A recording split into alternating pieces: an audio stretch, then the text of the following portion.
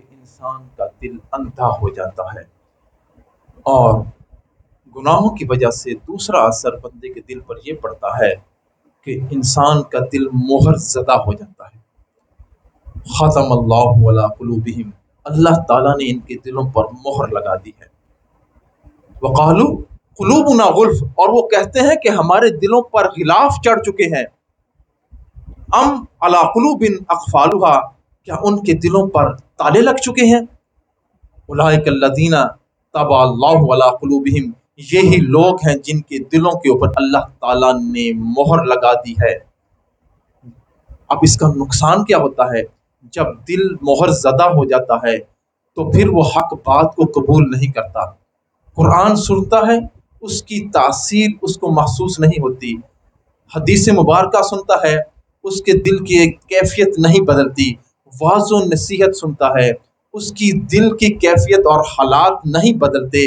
وجہ یہ ہوتی ہے کہ بندے کا دل گناہوں کی وجہ سے مہر زدہ ہو چکا ہے۔ حضرت عطا اللہ شاہ بخاری رحمۃ اللہ علیہ فرمایا کرتے تھے کہ میں نے مسلمانوں کو اتنا قرآن سنایا، اگر یہ میں پہاڑوں کو سناتا تو وہ بھی نرم پڑ جاتے، اگر میں سمندروں کو سناتا تو ان کی موجوں کے اندر بھی طغیانی آ جاتی۔ یہ تم کیسے انسان ہو کہ تمہارے دلوں کے اندر تبدیلی نہیں آتی؟ انسان کا دل مہر زدہ ہو جاتا ہے۔ آج کہتے تو ہیں کہ کہنے والوں کی زبان کے اندر تاثیر نہیں رہی، مانتے ہیں کہنے والوں کی، بولنے والوں کی، واعظ و نصیحت کرنے والوں کی زبان کے اندر تاثیر نہیں رہی، لیکن سننے والوں کی دل کی دھرتی بھی بنجر ہو چکی ہے۔ کیونکہ اگر میں اپنی بات کہوں یہ تو اور بات ہے، جب میں وہی قرآن جو 1400 صدیاں پہلے حضور اکرم تلاوت فرمایا کرتے تھے اور لوگوں کی زندگیاں بدل دی جاتی تھیں، وہی قرآن ہے، وہی پڑھا جاتا ہے، پھر تبدیلی کیوں نہیں آتی؟ اس کا مطلب ہے کہ ہمارے گناہوں نے ہمارے دل کے اوپر مہر لگا دی ہے، اور گناہوں کی وجہ سے تیسرا اثر جو بندے کے دل پر پڑتا ہے کہ انسان کا دل زنگ آلود ہو جاتا ہے۔ کلا بل ران علی قلوبہم ما کانوا یکسبون، ہرگز نہیں، ان کے دلوں پر زنگ لگ چکا ہے ان کے کرتوتوں کی وجہ سے۔ حضور اکرم صلی اللہ علیہ وسلم نے ارشاد فرمایا ان هذه القلوب تصدع کما یصدع الحدید، ان دلوں کو زنگ لگ جاتا ہے جیسے لوہے کو زنگ لگتا ہے۔ صحابہ کرام نے عرض کیا یا رسول اللہ فما جلاؤھا، پھر اس کو صاف کرنے کا کیا طریقہ ہے؟ فرمایا اکثر ذکر الموت و تلاوت القرآن، کثرت سے موت کو یاد کرو اور قرآن کریم کی تلاوت کرو۔ اس سے گناہوں کی وجہ سے جو دل پر زنگ آ چکا ہے وہ زنگ ختم ہو جائے گا۔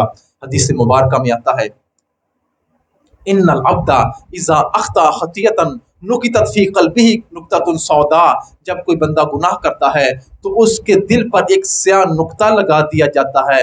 فاذا هو نزع واستغفر وتاب سقل قلبہ، جب وہ بندہ گناہ کو چھوڑ دیتا ہے، اللہ تعالیٰ کے سامنے توبہ طائب ہو جاتا ہے تو اس کے دل کو پاک صاف کر دیا جاتا ہے۔ وَإِنْ عَادَ، پھر وہ گناہ کرتا ہے، وزید فیہا، اس نقطے کے اندر اضافہ کر دیا جاتا ہے، حتیٰ جعلوا قلبہ، جہاں تک کہ وہ سارے دل پر نقطہ تعلق قلبہ، تمام دل پر وہ چھا جاتا ہے، بندے کا پورا دل سیاہ ہو جاتا ہے۔ فرمایا وَهُوَ الرَّانُ الَّذِي ذَكَرَ اللَّهُ، یہ وہی زنگ ہے جس کا اللہ تعالیٰ نے قرآن کریم میں ذکر فرمایا ہے۔ کلا بل ران علی قلوبہم ما کانوا یکسبون، ہرگز نہیں، ان کے دلوں پر ان کے گناہوں کی وجہ سے زنگ لگ چکا ہے، ان کے کرتوتوں کی وجہ سے۔